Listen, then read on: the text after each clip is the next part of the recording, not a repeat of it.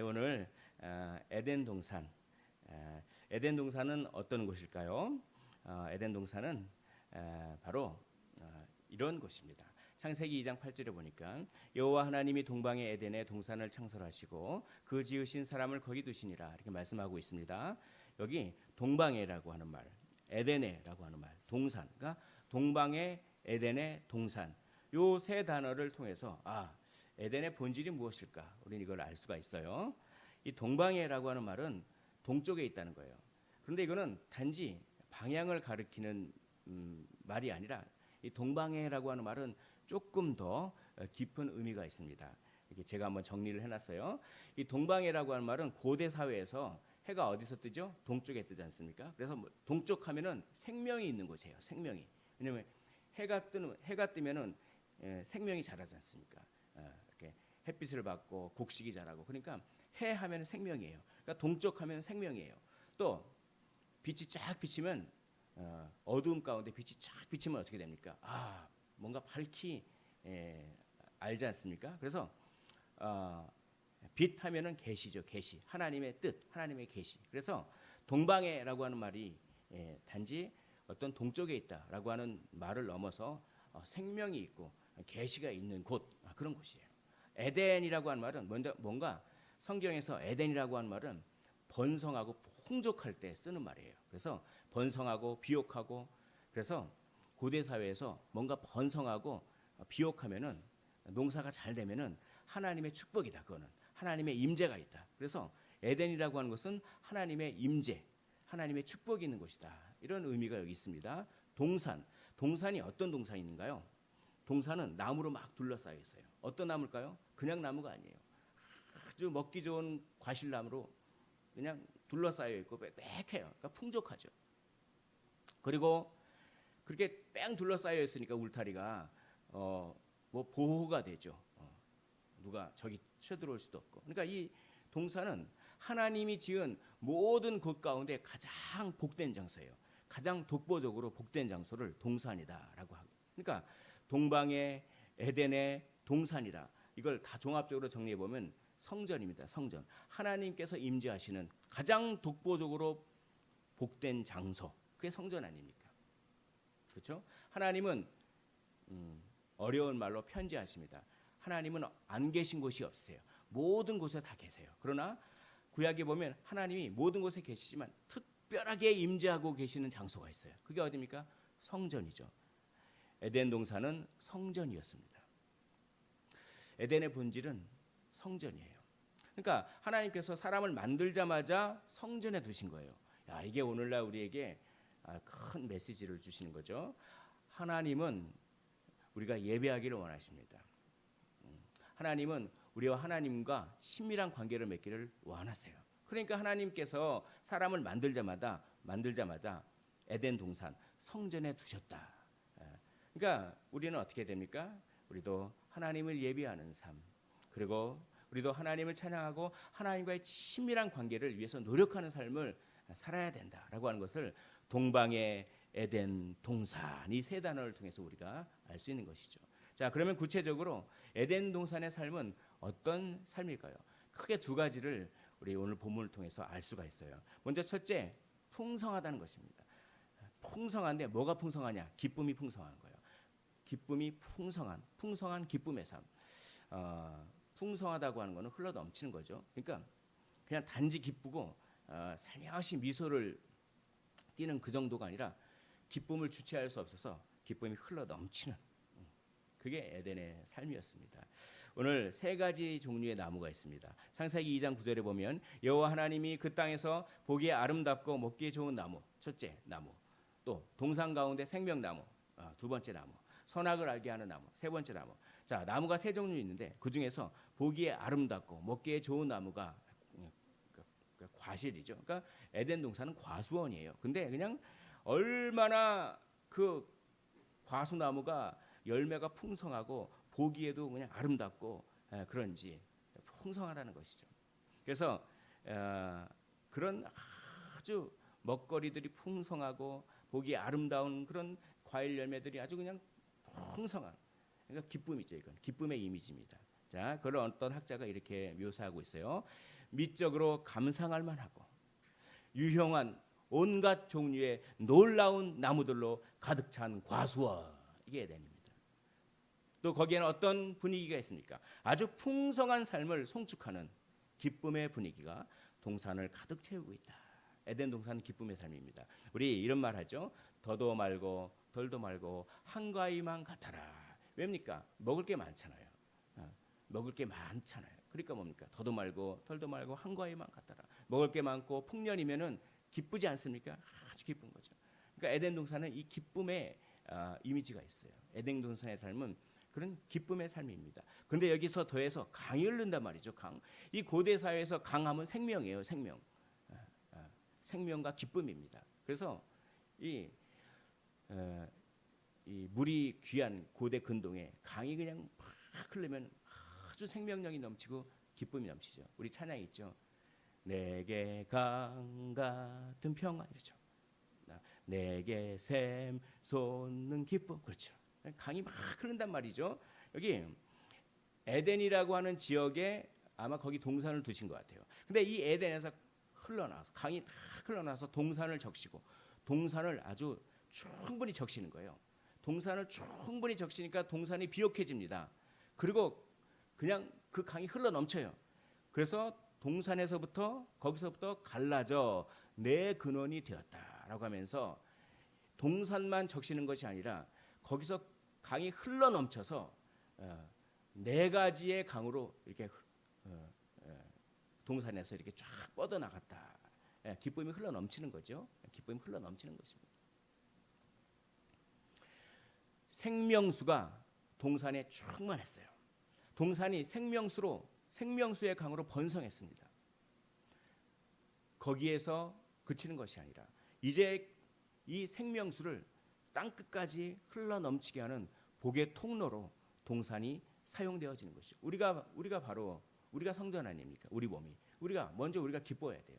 우리 기쁨이 그냥 기쁨이 넘쳐야 돼요.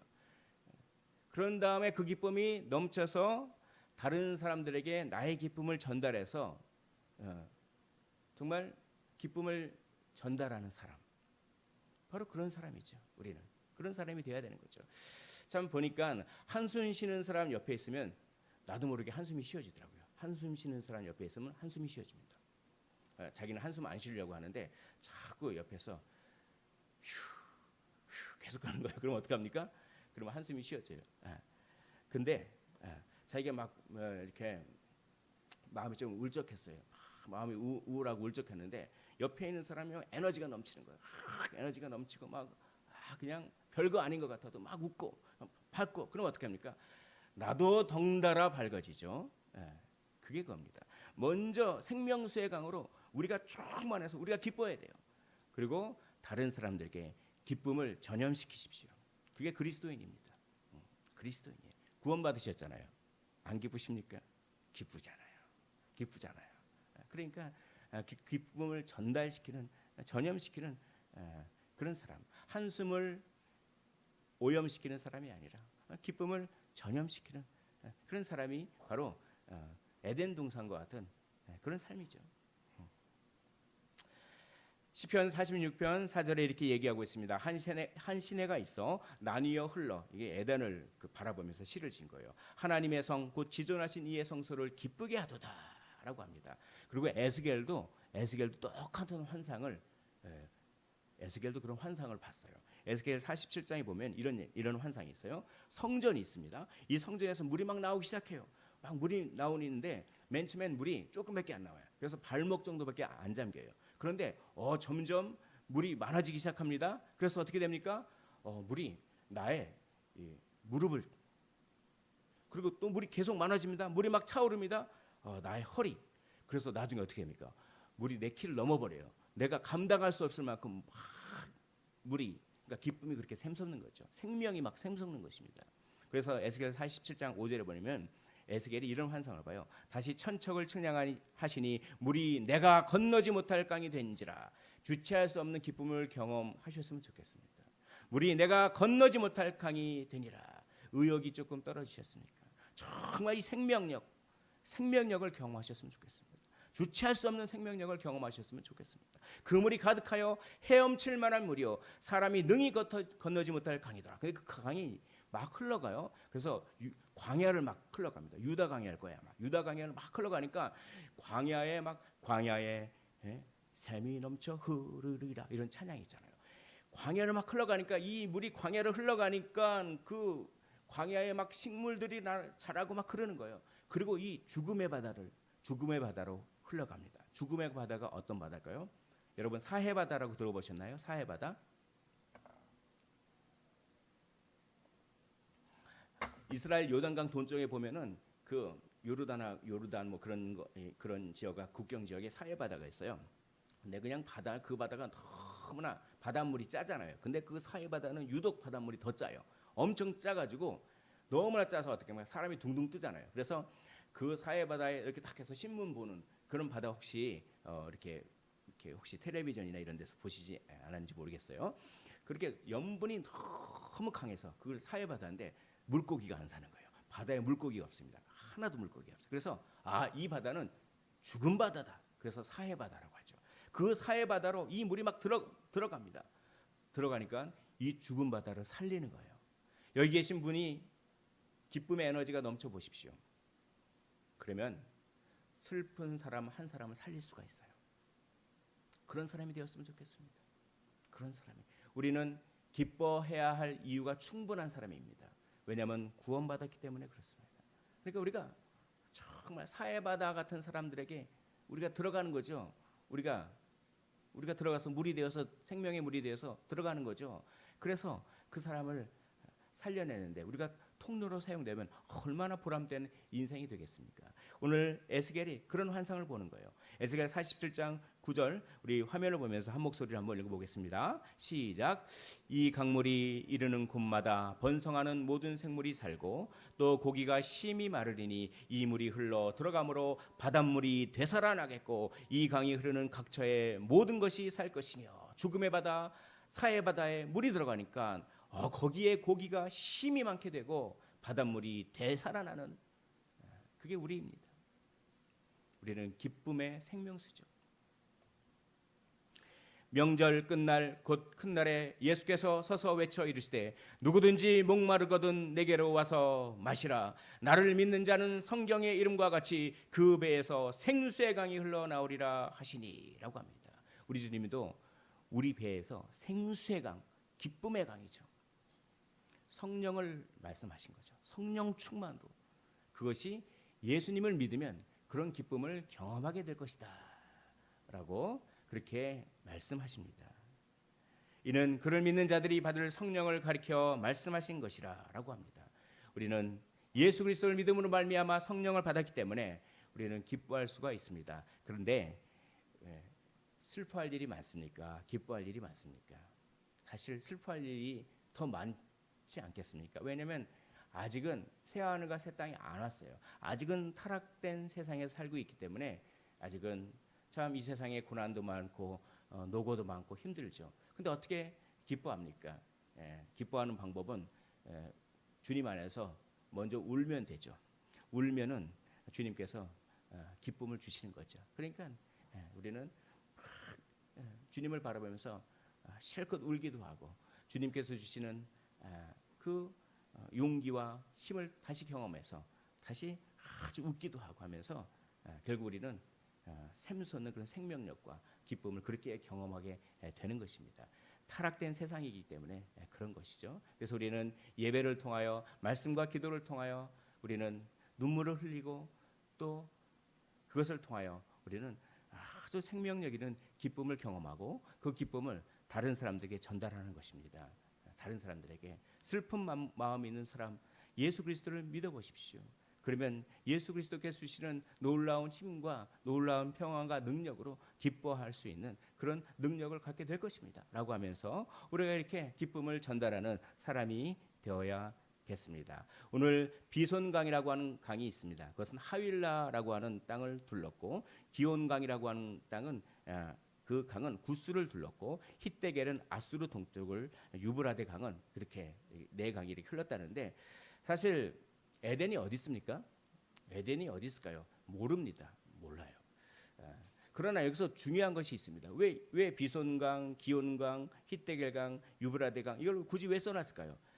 아, 이때 당시 이 창세기가 예수님 오시기 한 1500년 경 정도에 쓰여진 대충 그 정도 되는데 그 당시에 이 에덴이 정말 존재했음을 이렇게 우리는 아직 여기서 히데겔은 티그리스 강이에요. 우리가 아는 강이에요.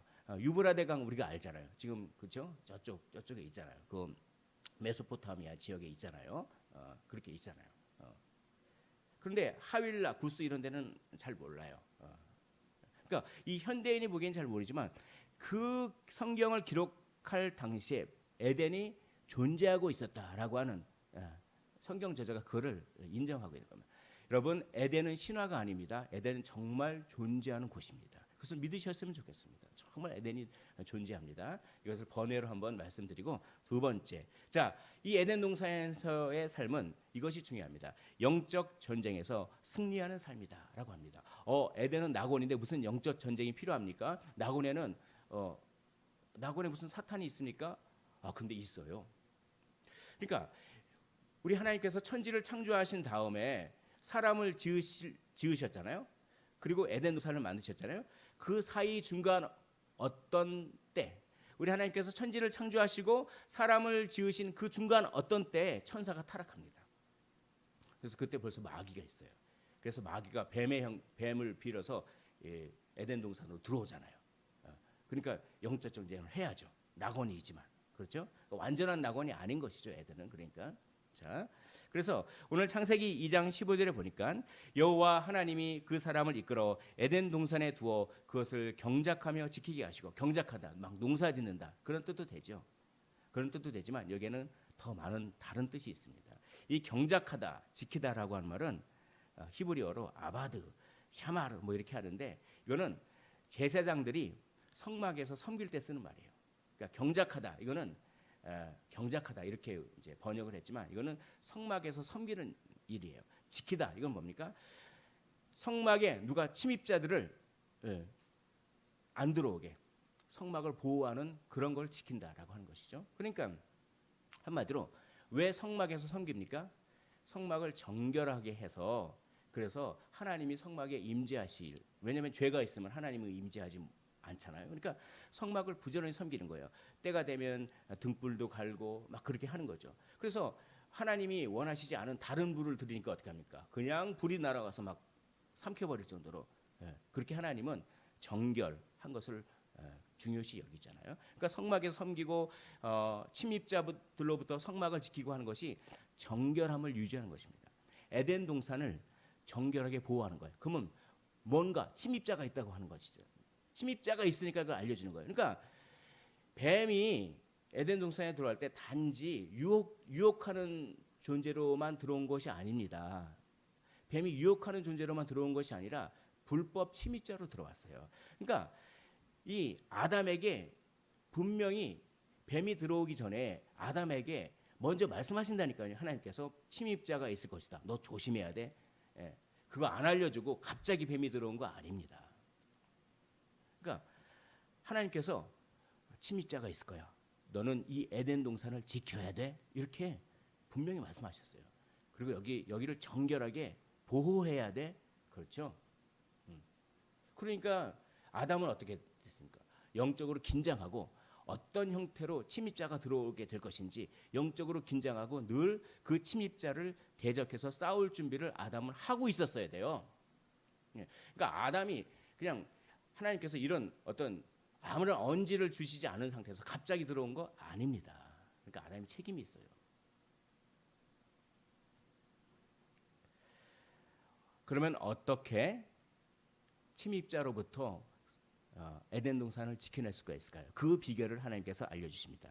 그게 참 어려운 말씀이죠. 창세기 2장 17절 화면을 보면서 한 목소리로 읽어보도록 하겠습니다. 시작. 선악을 알게 하는 나무의 열매는 먹지 말라. 내가 먹는 날에는 반드시 죽으리라 하시니라. 침입자를 지켜내기 위해서는 한 가지 해야 될 일이 있습니다. 그것은 선악을 알게 하는 나무의 열매를 먹지 않는 것입니다. 선악을 알게 하는 나무의 열매를 먹는다는 것은 도대체 무슨 뜻입니까? 이게 선악을 알게 하는 나무는 지식의 나무예요. 지식의 나무입니다. 지식의 나무. 자, 그래서 이 선악을 알게 하는 나무의 열매를 먹지 말라. 이걸 이렇게 정리할 수가 있어요.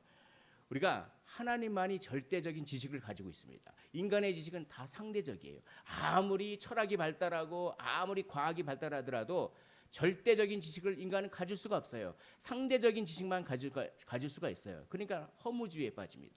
철학을 하게 결국 철학의 결론은 불가지론, 모른다 아니면 허무주의, 정답은 없다, 다 헛되다. 철학의 결론이 그거예요. 과학이 뭐 다 설명할 수 있습니까? 천만의 말씀이에요. 과학이 아무리 발달해도 그냥 이럴 때는 이렇지, 저럴 때는 저렇지, 이렇게밖에 말할 수가 없어요. 하나님만이 알 수 있는 지식이 있단 말이에요. 하나님만이 절대적으로 선한 것과 악한 것을 아시기 때문에 우리는 하나님이 주시는 계시에 의존해야 됩니다. 하나님이 주시는 계시의 말씀에 우리는 의존해야 돼요. 그게 선악과를 따먹지 말라라고 하는 것이죠. 선과 악을 네가 판단하지 말라는 것입니다. 왜냐하면 우리는 피조물은 지식의 한계가 있어요. 근데 마치 우리가 선과 악을 우리가 판단하고 우리가 절대적인 지식이 있는 것처럼 우리가 그렇게 그런 지식을 추구하겠다. 이거는 우리가 하나님처럼 되겠다라는 뜻이에요. 그렇게 하지 말라.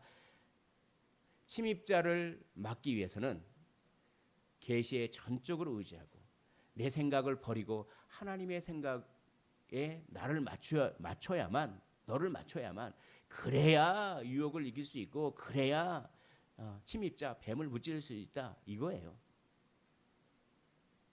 너는 피조물임을 인정하라라고 하는 것입니다. 피조물임을 인정할 때 우리는 이겨낼 수가 있습니다. 여러분, 완전히 내려놓을 때 힘이 생깁니다. 내가 뭔가를 움켜잡으려고 하니까 자꾸 욕심이 생기고 인생에 부담감이 생기고 뭔가 자유함이 없어지고 두려움이 생기고 그거 잃어버릴까 봐 불안함이 생기고, 그러나 주님을 바라보면서 에라 모르겠다 하면서 내 인생 주님께서 책임져 주옵소서, 저는 제 생각을 버리고 하나님의 말씀 계시에 전적으로 의존하겠습니다 라고 완전히 주님께 다 맡겨버릴 때 거기에 자유가 있습니다. 진리를 알지니 진리가 너희를 자유케 하리라. 이것이 무엇입니까? 선악을 알게 하는 나무의 열매를 먹지 말라라고 하는 것이죠. 피조물임을 인정하고 계시에 전적으로 의존하여 침입자 뱀을 몰아내고 성전을 지켜라, 이렇게 명령하신 거예요. 영적 전쟁에서 승리하라는 것입니다. 선악과를 왜 주셨을까요? 왜 선악과를 하필이면 줘가지고 그걸 따먹게 해가지고 이거 원죄가 들어와가지고 죽음이 들어와가지고 왜 선악과를 주셨을까? 아닙니다. 선악과는 아주 좋은 것이에요. 죄와 죽음에서 보호하기 위한 알람 장치입니다. 우리가 알람이 띠릭 울리면은 까먹고 있다가 알람이 띠릭 울리면 그거 해야지 그러지 않습니까? 선악과를 보면서 항상 생각하는 거야. 그렇지, 하나님의 말씀을 의지해야지. 그렇지, 나는 피조물밖에 안 되지. 내가 이 자연을 다스리고 있어도 나는 대리 통치자밖에 안 되지 하면서 선악과를 자꾸 바라보면서 뭐 하라고요? 정신 차리라고 하는 것입니다. 그래서 죄와 죽음에서 보호하는 알람 장치예요. 두 번째, 선악과를 왜 주셨습니까? 많은 학자들이 이렇게 얘기합니다. 영생의 복을 누리게 하기 위한 일시적인 시험이다라고 하는 것이죠. 제가 한번 질문해 보겠습니다. 아담이 죄를 짓기 전에 아담이 영생이 있을까요? 영생이 없었을까요? 이런 질문 처음 받아보는데요. 아담은 원래 영생하도록 의도되어졌긴 했지만 선악과 시험을 통과하기 전까지는 죽을 가능성이 있는 존재였어요. 그러니까 아직 영생을 확보하지 못한 상태였습니다. 그러니까 뭡니까? 선악과는 복이에요, 복. 그 선악과 시험을, 일시적인 시험을, 그 테스트를 잘 통과만 하면 영생을 주겠다라고 하는 것이죠. 그러니까 선악과는 복인 것입니다. 복인 것이에요. 그래서 선악과를 주신 거예요. 그래서 내가 이 열매를 따먹는 날에는 정령 죽으리라, 이렇게 말씀하시잖아요. 그 말은 뭡니까? 아담이 아직 영생이 없다는 뜻이죠. 그게 암시되어 있죠. 그 말은 뭡니까 또? 그러면 따먹지 않고 순종하면 영생이 선물로 주어진다 이런 뜻이죠. 이런 뜻입니다. 그래서 아담은 선악과 시험을 통과해서 중간고사잖아요. 중간고사 실패했잖아요. 근데 우리 주님께서 기말고사를 역전시켜서 우리는 영생을 얻었잖아요. 그렇죠? 그런 겁니다. 그래서 아담이 선악과를 따먹는 시험을 통과해야만 영생을 얻을 수가 있습니다. 그러니까 선악과는 아담에게 영생을 주기 위한 하나의 자그마한 통과였어요. 그리고 아담에게 충분히 그런 시험을 통과할 능력도 주셨어요. 능력도 주시고 그리고 방법도 알려줬어요. 그렇죠? 나의 말씀만 하나님의 계시만 의존해라. 이 방법도 다 알려줬어요. 다 알려줬어요. 그리고 침입자가 있을 것이다. 너는 지켜야 된다. 다 알려줬어요. 다. 그런데 무너진 거죠. 그러므로 아담에게 책임이 있는 것입니다. 여러분, 시험을 통과하기 전에 아담은 범죄하고 죽을 가능성이 있는 존재였습니다. 그러므로 시험을 통해 영생을 얻을 필요성이 있었던 것이죠. 이것을 뜻하는 것이 있어요. 마지막 나무 한 개 남은 게 있죠. 눈에 보기에 아름답고 먹기 좋은 나무 우리가 얘기했습니다. 또 선악을 알게 하는 나무 얘기했습니다. 또 뭐가 남았을까요? 생명나무죠. 생명나무. 이 생명나무가 바로 이겁니다. 시험을 통과하기 전에 아담은 범죄하고 죽을 가능성이 있다. 시험을 통과해야만 그 보상으로 영생이 주어진다라고 하는 것을 나타내는 나무가 바로 무슨 나무? 생명나무였어요. 생명나무. 학자들이 이렇게 설명합니다. 생명나무가 있었다는 사실은 하나님께서 시험하시는 시간까지 철저히 순종함으로써 영생이 보장될 것임을 보여준다. 그러니까 생명나무는 일종의 영생의 약속이에요. 네가 순종하면은 영생을 주겠다라고 하는 일종의 약속이죠. 생명나무에 마술적인 힘이 있습니까? 생명나무를 따먹으면 그 생명나무 열매에 무슨 마술적인 힘이 있고 의학적인 힘이 있어서 막 갑자기 노화가 방지되고 그런 힘이 있습니까? 그렇게 해석하는 학자도 있어요. 그러나 대부분의 학자는 생명나무는 이런 하나의 상징이요, 약속이요, 표시다 이렇게 해석하고 있습니다. 마술적인 힘이 아니라 상징이요, 표시요, 약속입니다. 그것은 오늘날 우리에게 세례와 성찬으로 적용됩니다. 생명나무를 먹고 영생을 얻었듯이 우리는 누구를 먹고 마십니까? 우리는 생명의 근원 되시는 우리 주님의 살과 피를 먹고 마십니다. 그래서 생명나무는 오늘날의 세례와 성찬을 의미하는 것이죠. 우리는 생명나무보다도 더 생명 되신 그 주님이 우리 안에 계십니다. 그 주님이 우리에게 계세요. 그리고 우리는 기뻐할 수가 있는 것이죠. 그분을 의지하는 것입니다. 그래서 침입자를 여러분 막아내십시오. 생각의 침입자. 갑자기 우울한 생각이 싹 들어오고 부정적인 생각이 싹 들어오고 괴로운 생각이 싹 들어오고 상처받은 생각이 싹 들어오고 뱀이 들어오듯이 생각의 침입자를 막아내십시오. 어떻게 해요? 하나님의 말씀 계시에 의존하는 것입니다. 생각에 침범한 생각에 사로잡히지 않고 계시의 말씀, 하나님의 말씀만 붙드는 거예요. 그게 생각의 침입자, 악한 생각의 침입자를 우리가 성전이잖아요. 성전으로부터 보호하는 길이다라고 하는 것을 오늘 이 선악과를 통해서 다시 한번 우리에게 알려주시는 것입니다. 여러분, 침입자를 막아내십시오. 계시에 의존하십시오. 하나님의 말씀으로 여러분의 마음을 채우십시오. 그럼 하나님의 말씀이 어두운 생각을 여러분들 마음 밖으로 밀어냅니다.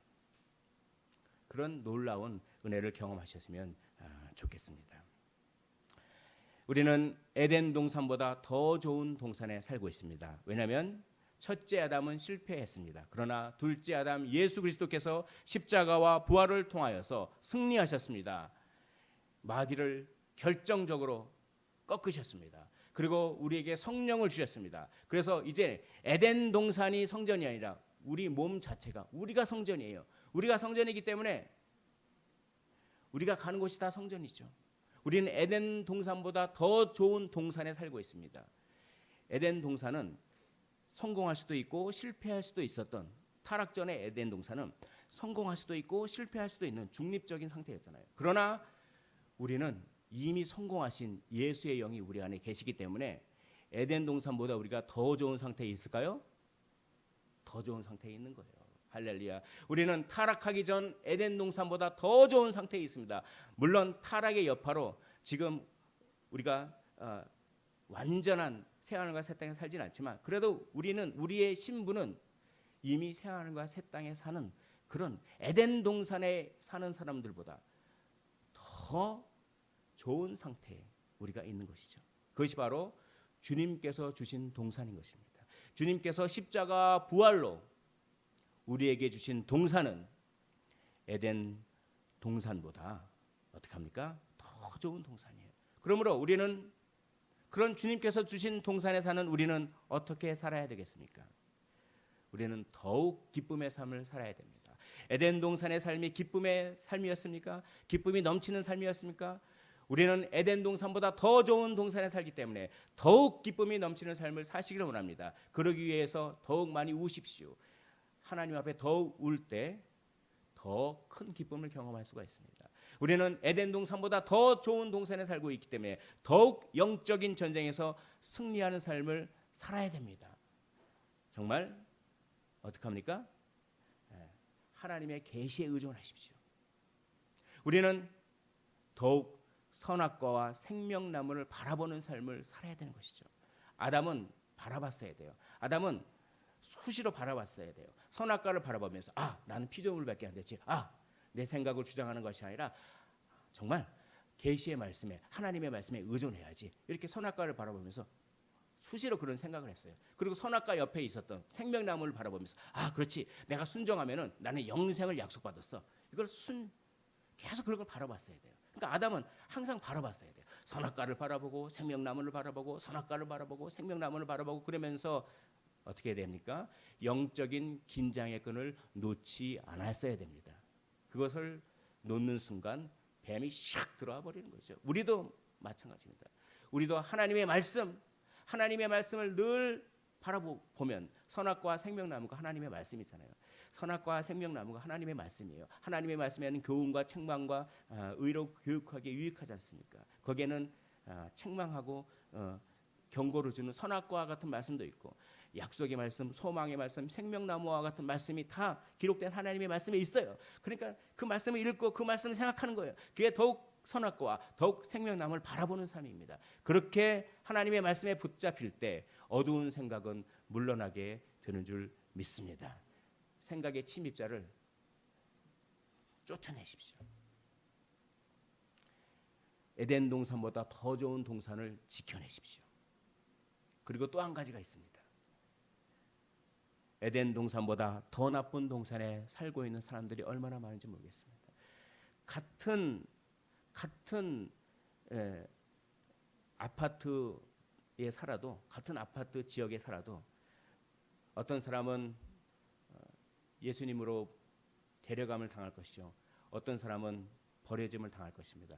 같이 마태복음에 있잖아요. 누가 같이 그냥 빨래를 하고 있고 무슨 방아를 찢고 있는데 똑같이 그렇게 하고 있는데 어떤 사람은 데려감을 당하고 어떤 사람은 버려짐을 당할 것입니다. 양과 염소는 반드시 나눠지게 돼 있어요. 예수 그리스도를 믿으셔야 돼요. 예수 그리스도를 믿는 사람은 지금 에덴 동산보다 더 좋은 동산에 살고 있습니다. 그러나 예수 그리스도를 믿지 않으면 에덴 동산보다 더 나쁜 동산, 똑같은 삶을 살아도 그렇죠? 그런 사람을 향하여 우리는 생명수가 되어 그 에덴 동산보다 더 나쁜 동산에 살고 있는 사람들에게 생명수된 우리가 흘러가야 되는 것이죠.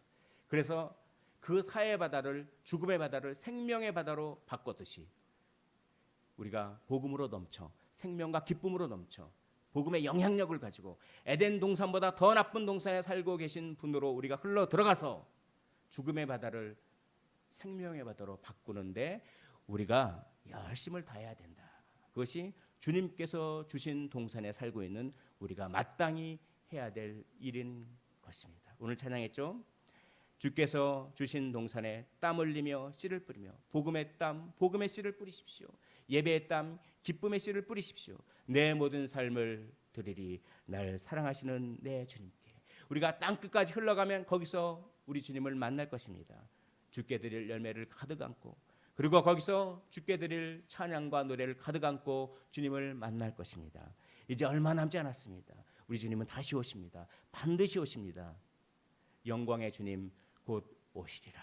주님 맞이할 준비를 하시길 원합니다. 말씀을 정리하겠습니다. 우리는 에덴 동산보다 더 좋은 동산, 주님께서 친히 만드신 십자가로 만드신 동산에 살고 있습니다. 그러므로 더욱 기뻐하십시오. 그리고 더욱 영적인 싸움에서 승리하시고 더욱 복음을 전하심으로 말미암아 주께 드릴 열매를 가득 안고 주님께서 우리를 위해서 예배하신 놀라운 상급을 경험하시기를 주님의 이름으로 축원을 드립니다.